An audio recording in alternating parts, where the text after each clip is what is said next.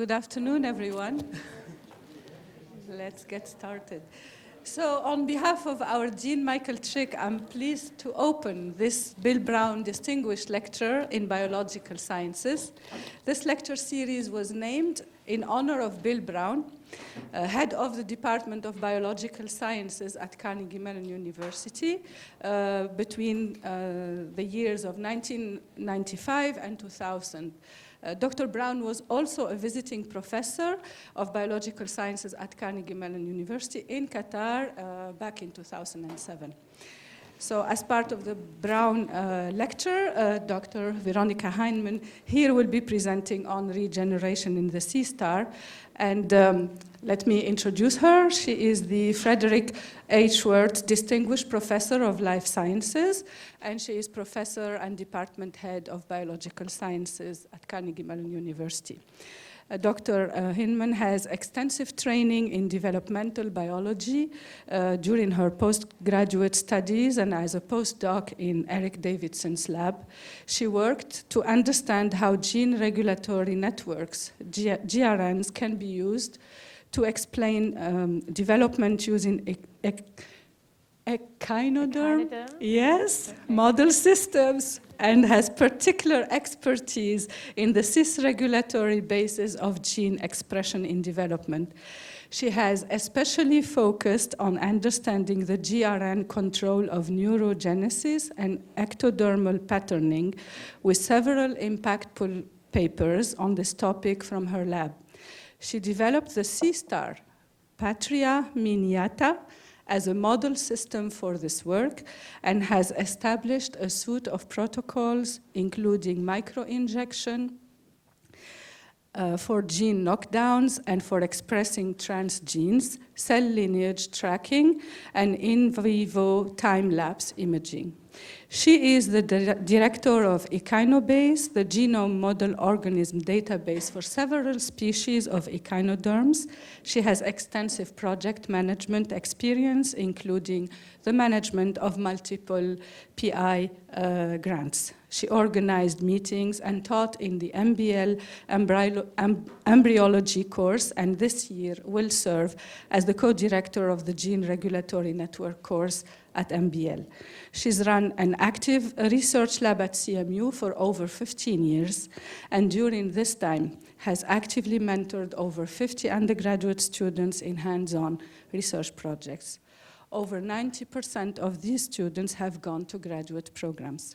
She's deeply committed to mentoring and developing a diverse, inclusive community of science professionals. She's run an outreach program in collaboration with the Carnegie Science Center for almost 10 years, where she ran lab exercises in molecular biology and embryology for middle and high school girls.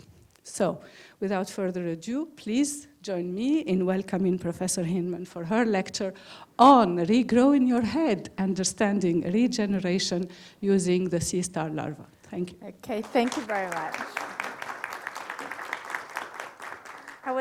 You hear me? That's a very nice welcome. Thank you very much, and thank you for the invitation.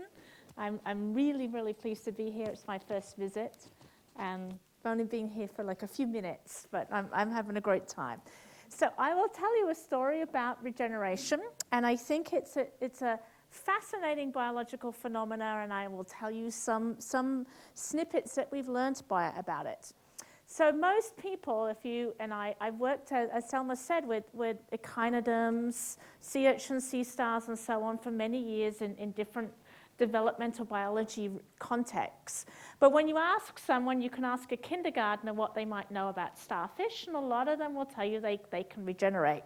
And here's an example of a species of starfish, and what you might be, you may find, and most people find remarkable, is we're looking at the arm of one of the starfishes being torn off, and it's growing back. It's 4 other little arms there. And so I sort of say to people, it's as if not only if I cut off my arm, I could grow my arm back, but if you're a starfish, you could grow your whole body back.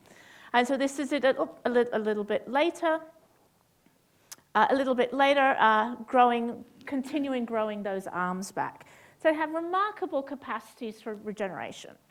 Right? And across the animal kingdom, various different species of different species across the animal kingdom have different capacities for regeneration. Some animals are unable to regenerate at all. Most vertebrate animals, like ourselves, are not really able to regenerate very well, or just able to regenerate a few tissues or parts of tissues.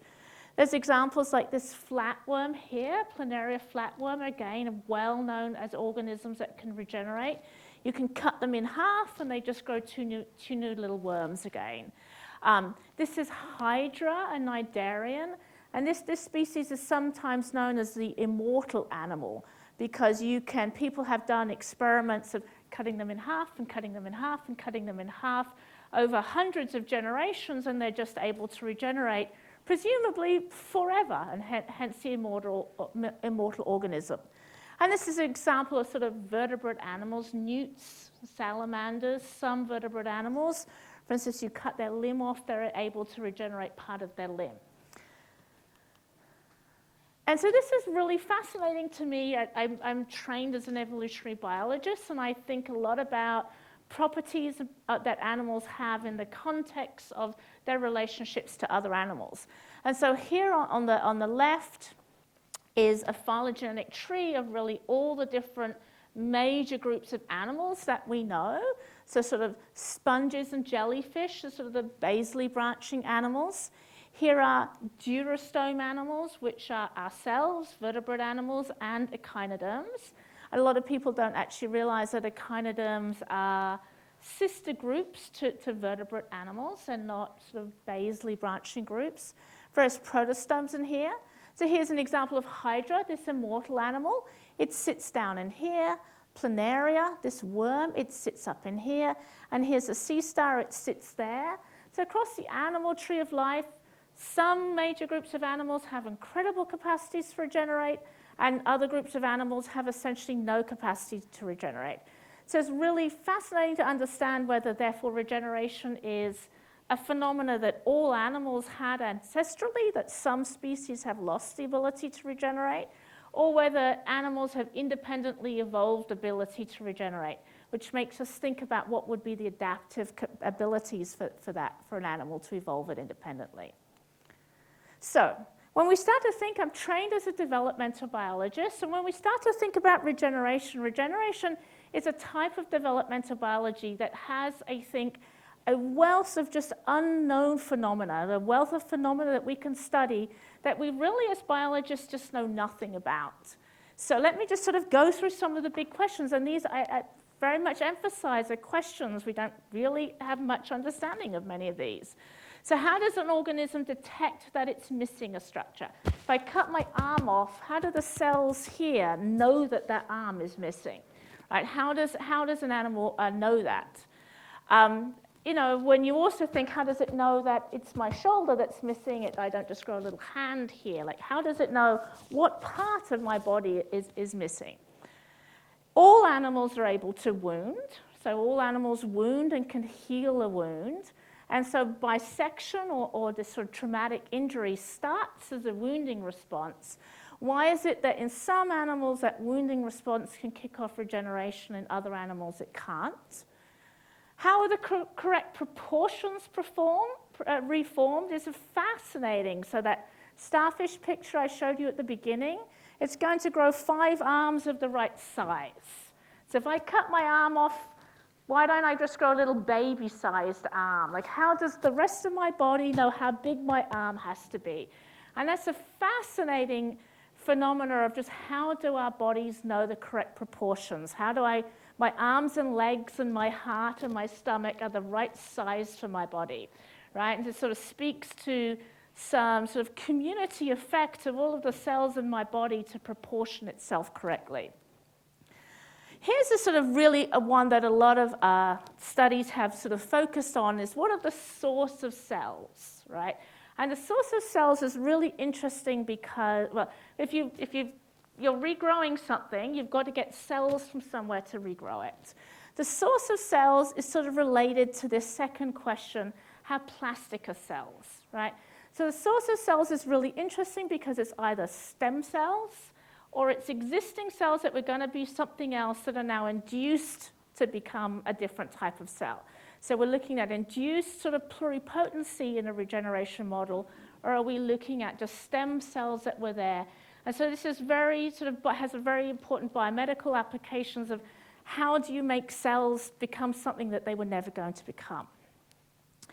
To what extent is it just making an embryo again, right? So encoded in our genome is all of these DNA sequences that will exactly prescribe how to make an embryo from an egg and how that embryo will grow up into a juvenile, right?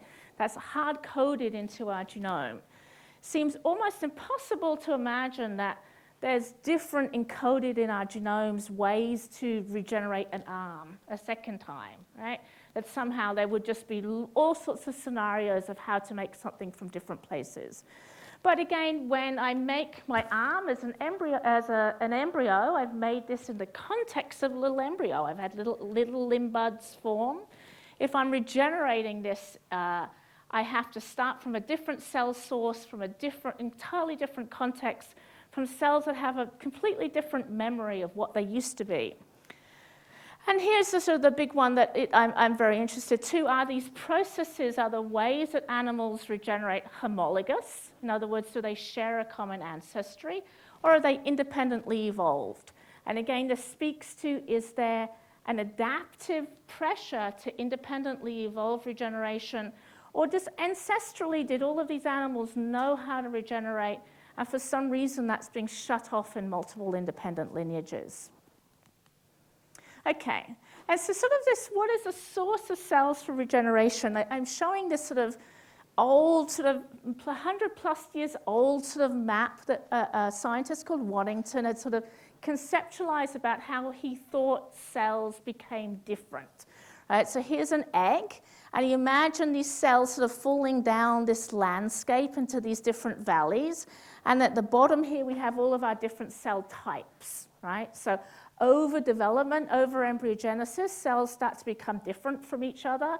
They're going to become a skin cell, a liver cell, a neuron, and they do it by progressively becoming different from one another. So if you imagine sort of here are all the neurons, this would be a neural progenitor, this would be an even earlier neural progenitor as these cells have moved down these pathways. And if you cut off, if you just bisect all those cells, if you remove some kind of cell, then where do these cells come from? Okay, they can either come from cells that are sitting up in here somewhere, stem cells that still haven't decided what they're going to do, or they can really fascinatingly come from these cells that somehow go back up this hill and then back down another lineage.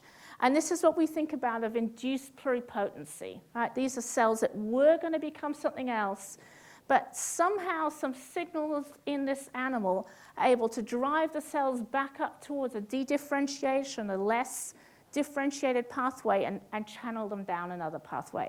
And so this is all about plasticity. How plastic can you make cells?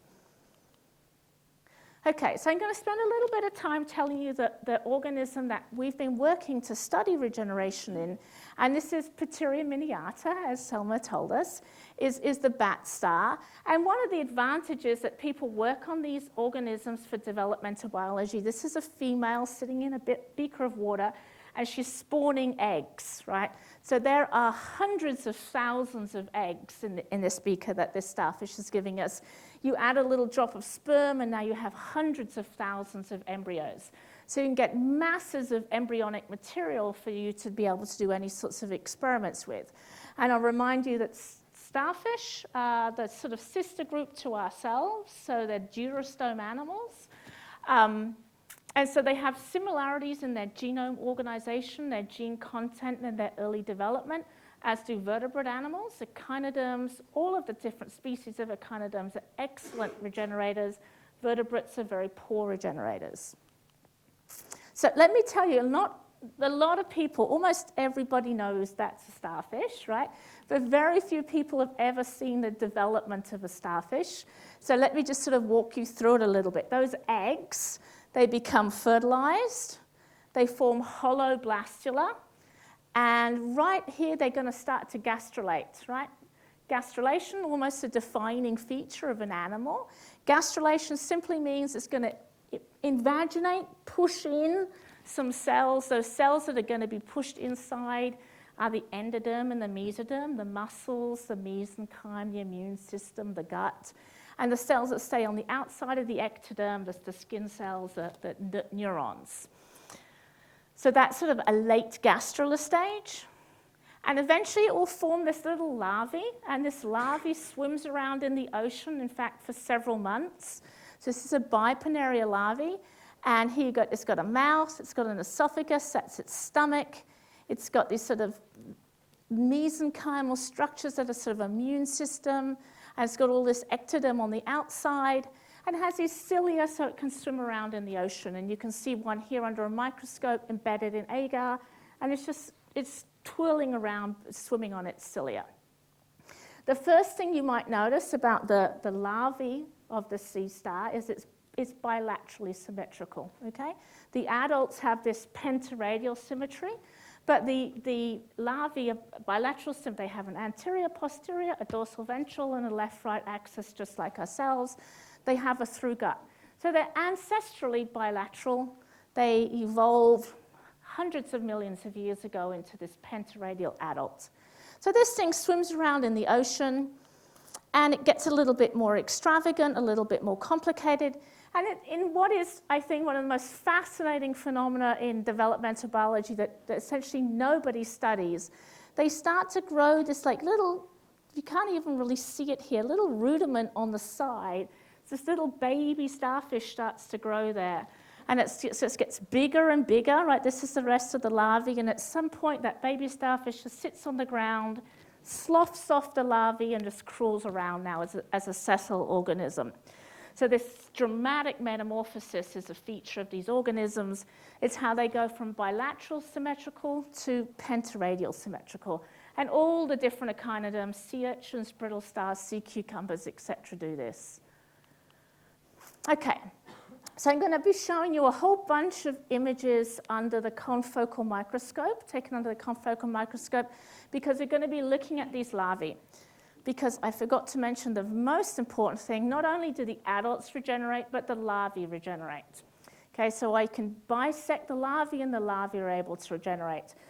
And this is really important for us to be able to do work, because we can do a lot more genetic perturbation, molecular perturbation in the larvae. The animals are almost sort of experimentally very hard to work with. So we're focusing on these larvae for looking at regeneration. And that's what I'm talking about. How does a starfish regenerate its head, right? Because actually the larvae really do have a head, and the adults you might think so much don't have. Okay, so we're going to be looking at a bunch of images that look a lot like that. So that's this little bipennaria larvae. Okay. We stain them often with DAPI, which is just a stain to look at nuclei, and then we grayscale it, right? So what you'll see grayscale is just the nuclei stain, just to show us what it looks like. And this is an example of an antibody that stains neurons, and we can just overlay them. And so this is just looking at all the sort of neurons scattered around its ectoderm. Okay, and I'll show you another one more picture of this. This is the grayscale again, the neurons again, but we've also stained for one type of neuron, and I'll be bringing this back up in future. This is neurons that make serotonin, so it's the serotonergic nervous system, and it, like many animals, is in the anterior, and it has sort of a sensory function. So a lot of even very morphologically sort of basic animals, little animals like this that swim around in the ocean and don't do a whole lot, have this sort of anterior serotonergic neurosystem that just kind of lets them know maybe they can sense light or temperature or gravity or various things to orientate themselves in space. So we stained this also with an antibody. 5-HT is the serotonergic nervous system. And why we were really particularly interested in these serotonin neurons is that only in the anterior, and they mark a very specific cell type that's a highly differentiated cell type, right? This is a cell that not only is a neuron, but it's a type of neuron. And what I'm about to show you is I can just cut these neurons off. They're completely gone, and then we can study how they regenerate, how these neurons come back. Okay, so this is the type of experiment we do. We take them, we cut them in half. Okay, and we end up with 2 segments. And what I'm going to be doing is cutting off those serotonergic neurons and looking at this posterior segment to see how this posterior segment regenerates. And this is just showing you it again. Actually, this is just these serotonergic neurons. Okay, and so when we cut them in half, this is somewhat what they look like. Okay, we've cut them through here, and now this little piece here, here's the bottom half, it's regrowing this anterior head, right? Here's its mouth, we cut it through here, we've cut its mouth off. A few days later, it's pushing back and growing back that mouth in this example here. Okay, so this is a very busy set of micrographs, but I'll just walk you through what this is showing. And all this is showing is that I can cut off the serotonergic neurons, and by about 3 weeks later, they've all grown back. Okay, and so this is just a schematic of what we've done. This is the low resolution image, and this is the high magnification, high resolution image, where we're looking at green as these serotonergic neurons. Here they are in the larvae, the normal larvae. We cut them in half, they're all completely gone. A few days later, we see little bits of green that may or may not be neurons coming back. About a week later, 7 days post fertilization, they start to come back in a few places, and by about 3 weeks, they've really formed again. So this is sort of just a proof of principle. I really can cut these neurons off, and they really come back.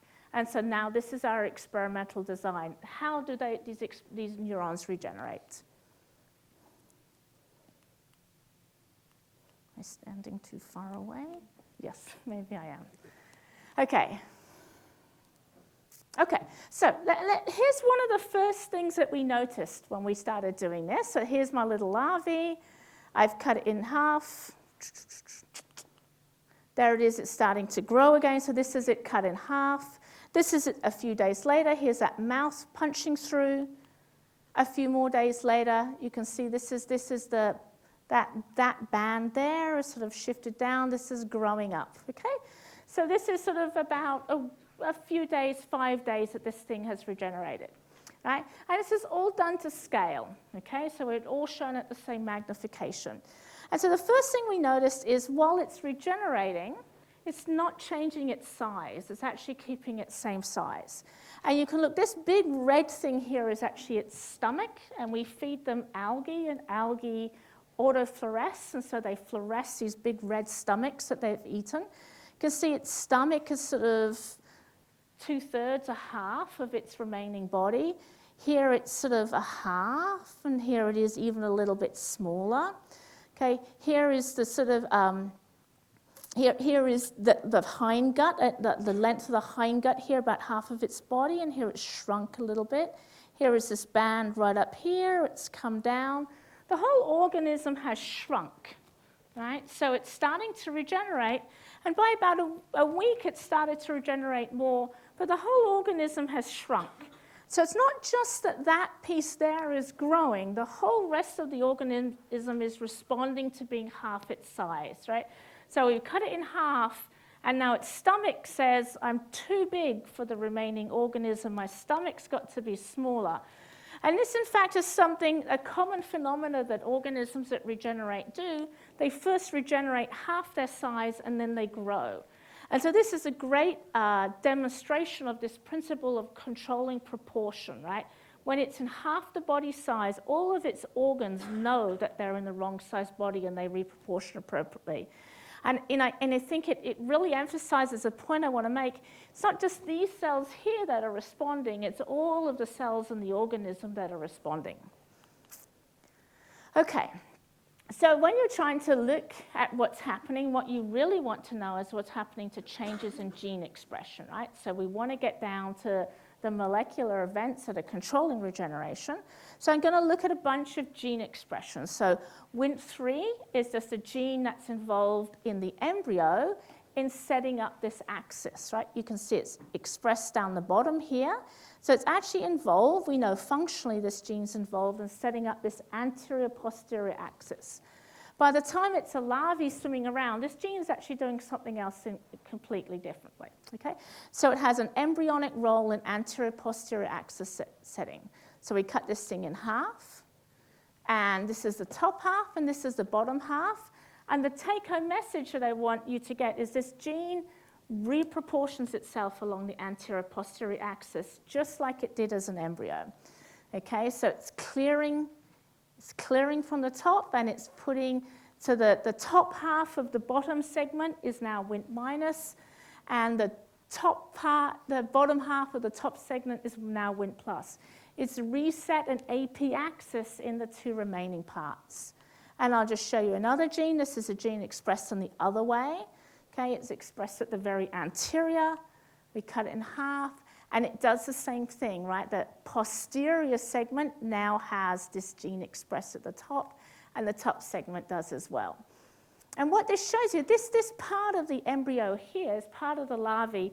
This gene was never expressed in these tissues, right? It's always here.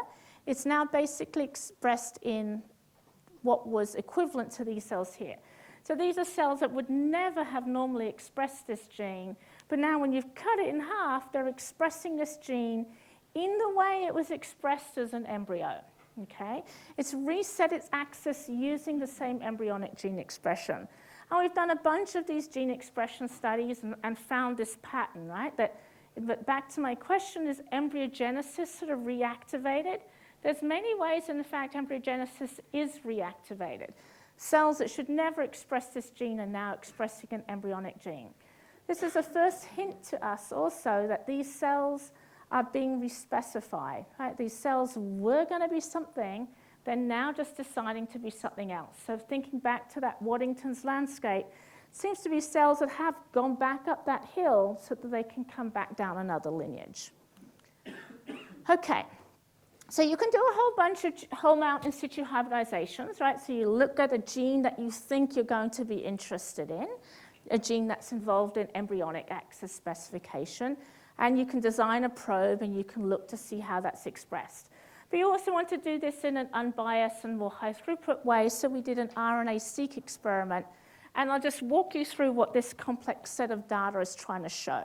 Okay, so what the experiment we did is we cut these things in half. We took the anterior segment, the posterior segment. We either let them regenerate for 0 amount of time or a few days or a few more days, extracted RNA, sequenced all of that RNA, and then compared them all to each other in different ways to see what was a differential gene expression, okay? And you can do, because you end up with thousands and thousands of genes, you want a way to visualize that. And you can typically visualize that sort of using these heat maps, right? So green is saying that gene is expressed higher in this sample, and purple is saying it's expressed lower. And you can let the data sort itself out into different patterns so that these patterns can start to tell you things. Okay, so let me just look at the first one, for example. This is looking at the anterior segment. 3 hours. 3 hours was sort of our time 0 because we couldn't collect it any faster than that. So immediately, almost after, 3 days and 6 days. So these are genes that go up really early and then go back to normal in both the anterior segment and the posterior segment. And so we were really interested in these genes because these genes are the first to change, right? So almost immediately when you cut this is the genes that really change expression, and exchange expression in both segments, right? So it's nothing to do with polarity, it's just a response to being bisected. And so we really wanted to understand, like, sort of what's the first thing that's telling this larvae that something's happened to it and it needs to respond.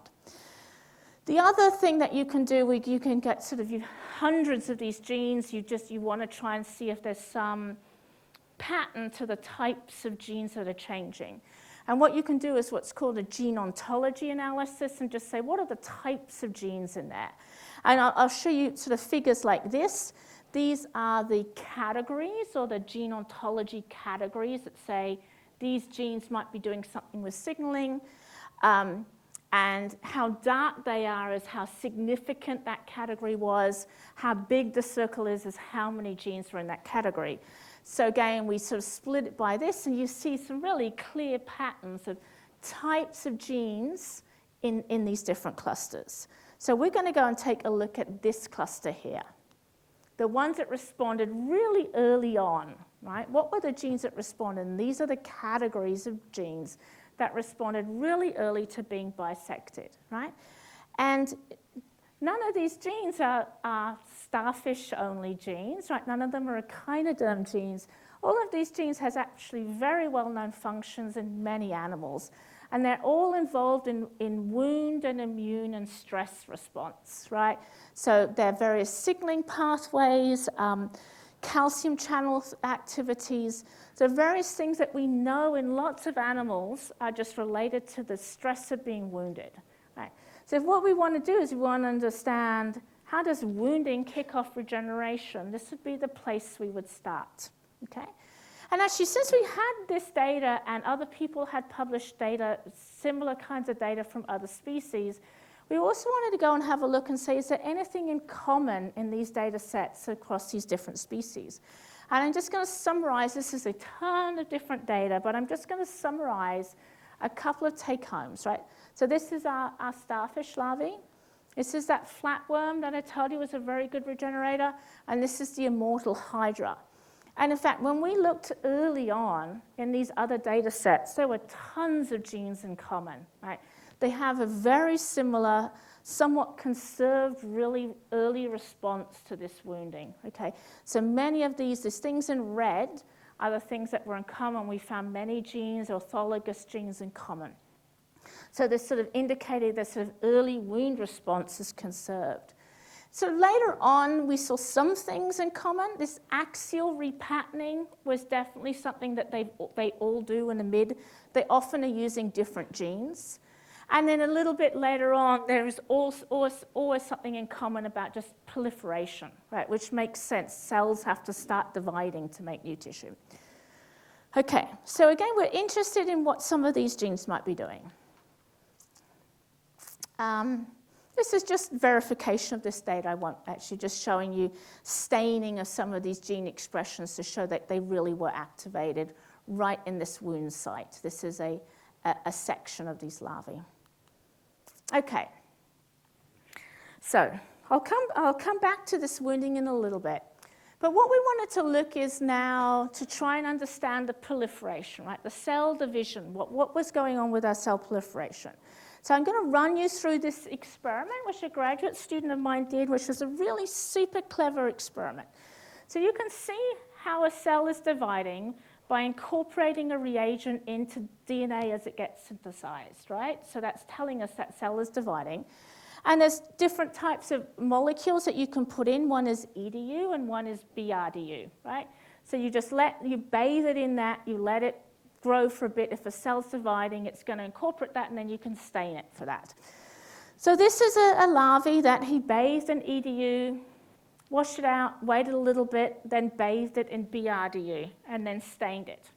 And what can we conclude from this experiment? Right? There's a lot of dividing cells. These things are growing. They're actively growing. And most of these cells are yellow. They're green plus red, which is to say a cell that was dividing just keeps dividing, okay? Okay, and so now he did this, but he did the same experiment, but he bisected it in the middle, okay? So he stained it with BRDU. Oh. Come back. He stained it with BRDU. He waited a while, then he stained it with EDU. And you can see now these are completely separate populations of cells.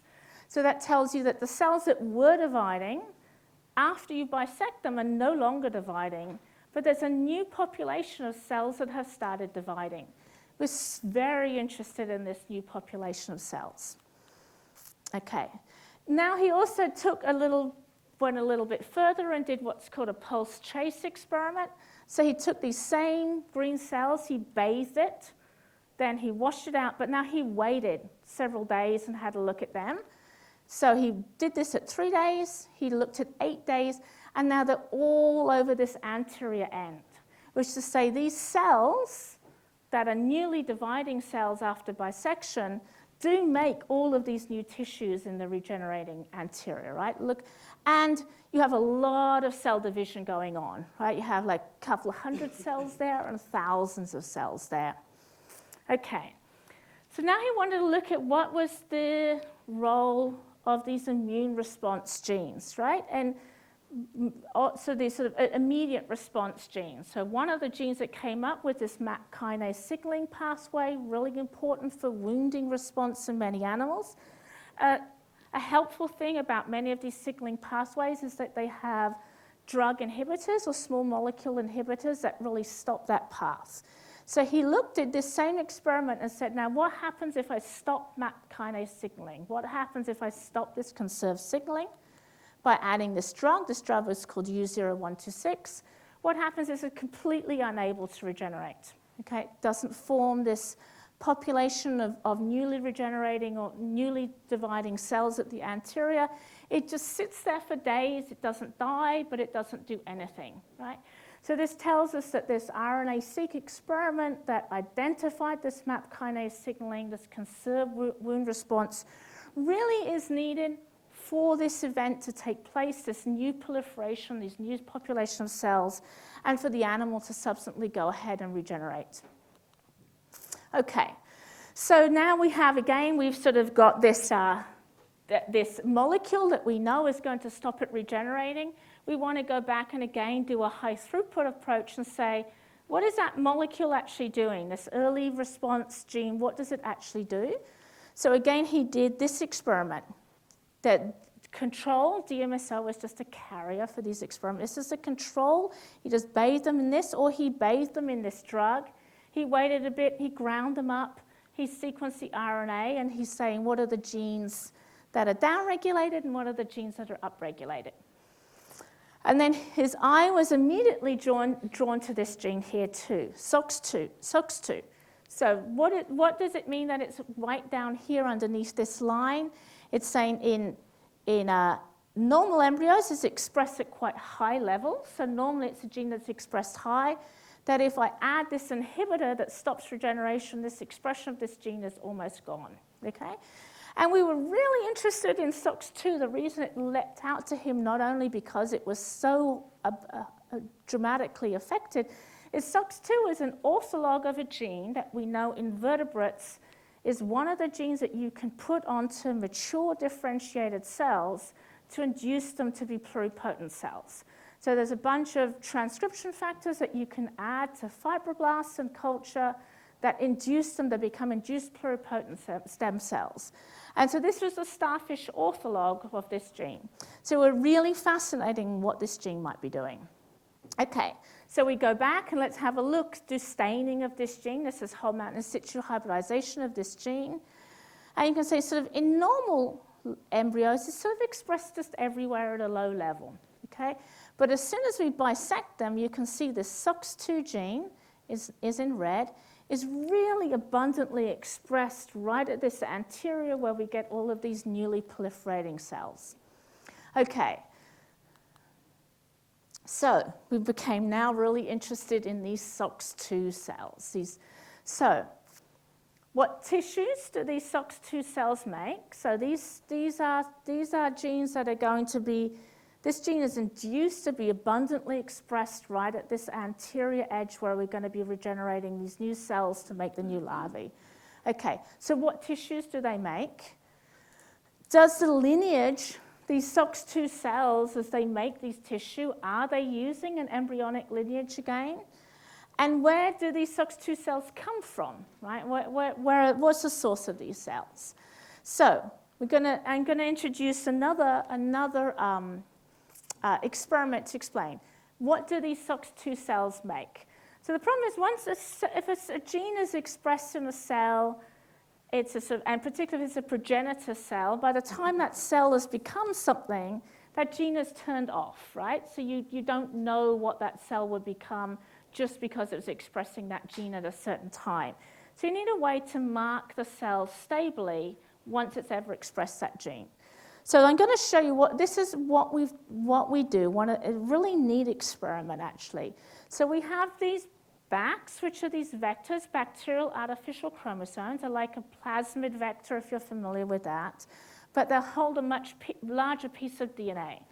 And so we can get these backs that contain maybe 200 kilobases, and that's a nice number because that's basically a whole gene, a gene in all of its intergenic region. And we can clone it in, and now, because it has all of the intergenic region, it has all of the promoters, the introns, the regulatory regions. So all of that piece of DNA now cloned in that vector will be driven to express just like it would in the natural context. And what we do, rather than expressing the gene, which we don't really want to interfere with the gene, we can flip out really easily different proteins into the place of that exon. There's a whole bunch of fluorescent proteins that we put in there, right? So now, wherever that gene would have been expressed, because we have all of that regulatory information, it's going to be expressing and driving this fluorescent protein. Okay. And so, let's have a look at that. So we took this SOX2, actually, SOX2 gene or SOX4.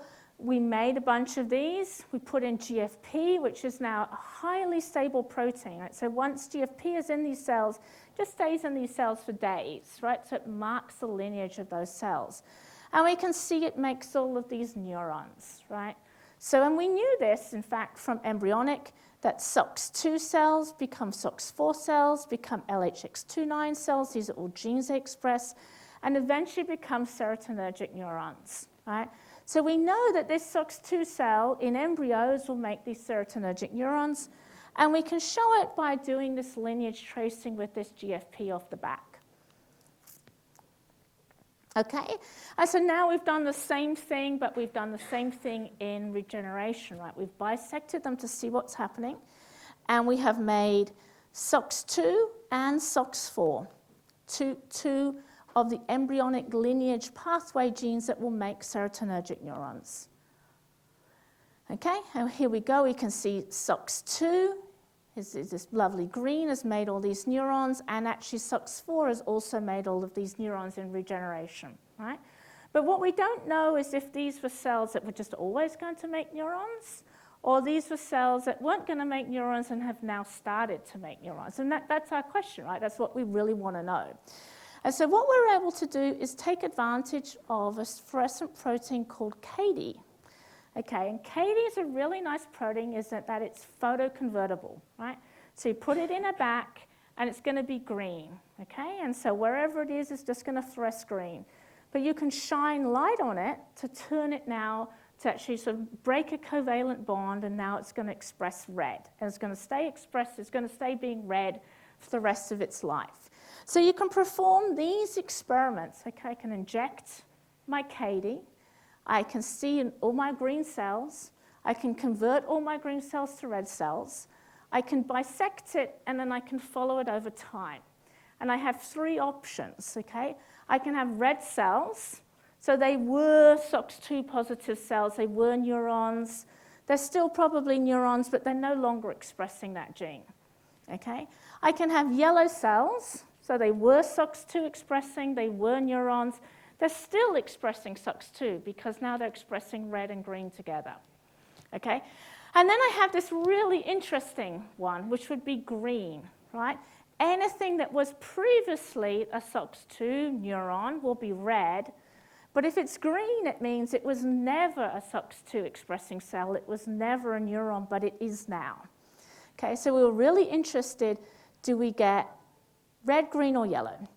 And the answer is we get a little bit of everything, right? So we get some that were neurons, they're just still neurons. Some that were neurons, they're still expressing this gene, they're still going to become neurons. But we got a ton that were green, right? And this is telling us there are cells that were never going to be neurons, but they're now going to start to be neurons, okay? We've re-specified some cells somehow, okay? I think for time, I'll just skip over these two. Okay, so we have these newly specified neural progenitor cells that they follow an embryonic neurogenesis pathway because they were SOX2 and now they were SOX4. And the experiments I just didn't show you is they were LHX2, they were ELAB. They're actually recapitulating an embryonic lineage. Okay, and these cells, they were never going to be neurons, but they are now. But what we still don't really know is, were they stem cells? Were they neural progenitors that were just sitting there, and they were never going to become neurons, but now I've bisected them, and that stem cell has said, I need to make a neuron? Or were they other cells that were going to be something else, and now I've bisected them, and they will re-specify their path and become something else? They'll go back up that hill and back down another hill. Okay, and so this is the experiment we did, right? So a characteristic or a definition of a stem cell is a stem cell that divides to reproduce a stem cell. So it has an asymmetric division where one of the two cells stays a stem cell and the other cell will go on to become something else. Okay, so this is the experiment that we did. Okay, we looked at EDU again, so cell proliferation, and we have a drug, acetylcholine, that stops cell division. Okay, and so this is just our control experiment. Then they're dividing normally in our carrier drug, and when I add acetylcholine, they completely stop dividing, right? So our question was, do we still see green cells in the absence of cell division? Because in the absence of cell division, they can't be stem cells, right? Because a stem cell has to be able to divide to produce this new type of cell. And the answer was yes, in fact, we don't see many, but we see some green cells, right? So this doesn't eliminate for us that there could still be stem cells, right? There may still be stem cells there, but there are absolutely cells that were not stem cells that were able to convert to this lineage. Okay, so what do we conclude from all of this? Okay, there are newly specified SOX2 cells that become neurogenic and enter an embryonic neurogenesis pathway to reform these serotonergic neurons. Existing neural lineages also generate new neurons. And this whole process, this re-specification of cells to a neural lineage, is induced by a wounding pathway, right? And so we now have this situation where a wounding pathway, a common conserved wounding pathway, is able to activate this gene that also has a conserved role of inducing pluripotency in vertebrate animals, to induce, at least in this context, pluripotency in the starfish so that it can become a neuron. And you know, what's sort of important about this study is it's showing you how an organism in a natural context can do this. So now we can understand more of the mechanism in the natural context of how this wounding pathway can kick off this induced pluripotency. Oh, and with that, I'll just end up with my thank you slide. And these are the various people in my lab who have worked on this. Greg Carey was a postdoc, Mia and Andrew and John Lee are graduate students, and Olga was an incredibly talented technician who took a lot of those confocal images. I live in Pittsburgh. All of my animals live off the coast of California, and so we're very reliant on various people who collect them and ship them over to us. Our whole lab depends on these people. And we've had a bunch of funding. One of the important seed fundings of this was the DSF Charitable Foundation, a Pittsburgh foundation that gave us money to get it started. And with that, I'd be very happy to take any questions.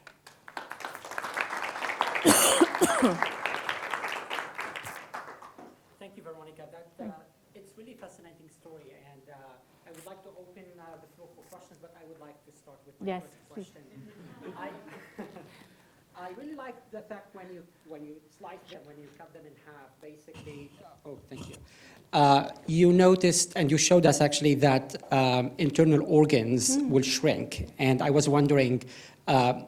Was that looked into? What processes would lead to this shrinking? Is it stopping division? Do cells move out of tissue? Is there apoptosis? Could there be a different mechanism? So I think that is probably the thing that is most interesting to me as well. And it's not many animals that regenerate do this, right? They reproportion and then they grow afterwards. So it's not a change in cell division, because in fact they're proliferating just fine. And we did look at cell death. There's various tunnel staining, various ways you can look at cell death, and that didn't seem to change either. So we're sort of really unsure at what's happening, and the mechanism that, like, what's signaling it to do this, I just don't know. But cells can die in different ways that your assays can't detect, right? Yeah. So it could well be cell death. Okay, great. Okay, let's take a few questions. We'll start with Ihab, and then we'll move. All right. So since Mohammed stole my top question, I'm going to ask the next question. First, fascinating story. Thank you for sharing it with us. It's more of a general cause, like, one of the main conclusions, MAPK signaling, wound healing signaling is involved. We have that. Why don't we regenerate? Yeah, I don't know, but and so, I feel like that, what you want to know is that you sort of have this conserved response here, right? That really all animals can do, and you've got a piece here which seems to just be reactivating embryogenesis again. And it really is that little piece in here, like, how do these signaling molecules turn on these factors? How do these factors respecify cells? I feel it's like honing in on that and the genes involved and the mechanism involved. That's going to give us the answer. But, it's like $1 million question, right? So. And we need more researchers to look into this in the future. Okay, Jeff?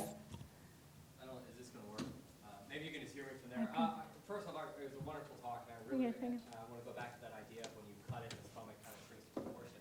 But I'd like to link that to your sensationalist title of regrowing your head.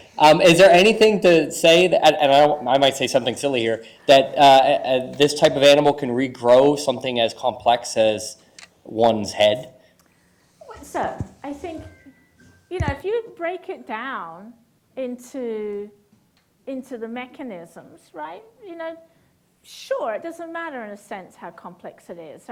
So the first mechanism is, can you just reset cells to go off and do something else, right? But then, the complexity really is about spatial organization, right? You're going to have to get spatial organization and patterning back into there.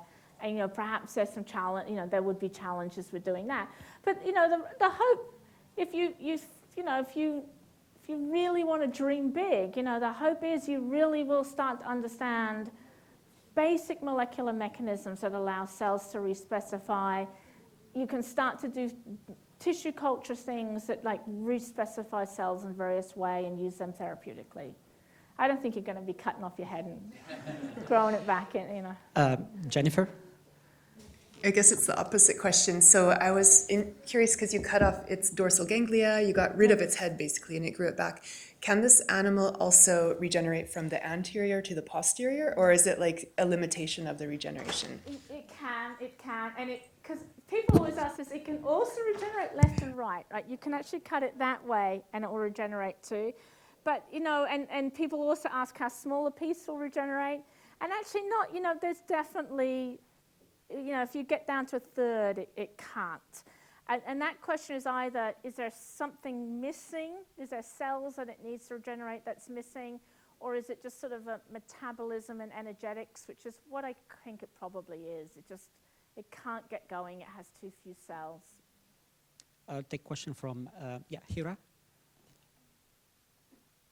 Hi, lovely talk and lovely presentation, and it was very enjoyable. I could read it as a story as well for bedtime. I was wondering, I missed in the middle the link between the genes for axial patterning and how we went from there to SOX2. If you could recap that. Okay, I'm very happy to. The axial patterning was just to show that was happening, right? So it really was showing like something that embryonically set up the axes was coming on again, right? And this is now a first indication, or an indication to us that A, sort of embryonic gene expression is being started again, and B, that those cells that are in that middle are expressing genes they were never going to express, right? They're in the middle, but now they're the head and they're expressing a head gene. Right, so also sort of an indication to us that those cells are being respecified, right? And then we sort of went and did this whole RNA-seq unbiased approach to say, what are the genes involved? And that led us sort of to go into MAP kinase signaling, And then MAP kinase signaling, what are the genes involved? That led us to SOX2, right? And actually, it's like rounds of like looking at the genes you think, getting it like, okay, that gene is doing something I know, then doing something sort of high throughput and unbiased to say, what is it doing? And then honing down again and seeing what that does, and then high throughput. And I think that's a very common way of doing sort of biological experiments in this sort of genomic landscape. Thank you. You Okay, had maybe you had one. another question? No? I think it's a follow-up because now that you've recapped it, I just wanted to confirm that we don't see this sort of axial patterning in like our class of species. You see, the axial patterning in embryos absolutely happens, right? In fact, many of the genes are the same, right? So in fact, anterior, posterior, dorsal-ventral, left, right, there's a lot of axial patterning genes that are used in many organisms as the same genes. And certainly our cells, when we were embryos, had many of these same genes setting up our anterior-posterior axis as well. Thank you. So maybe one last question from Fiza, and then, yeah. I'm just curious, have you seen any cases where when it's regenerating, it wasn't to its full potential, like it was halfly regenerated? Like mistakes happening? Yeah. Yeah, absolutely you do.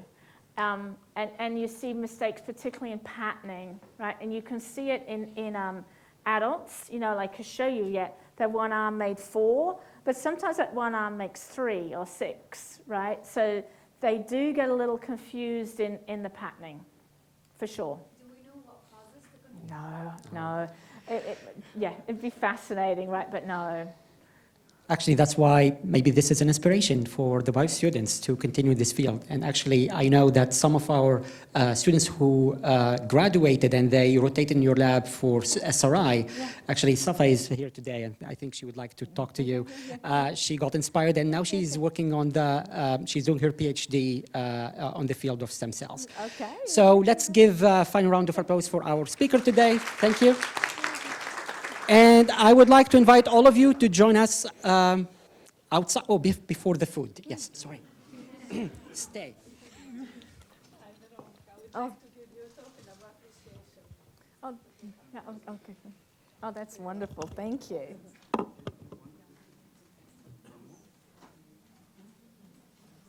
Oh, thank you. That's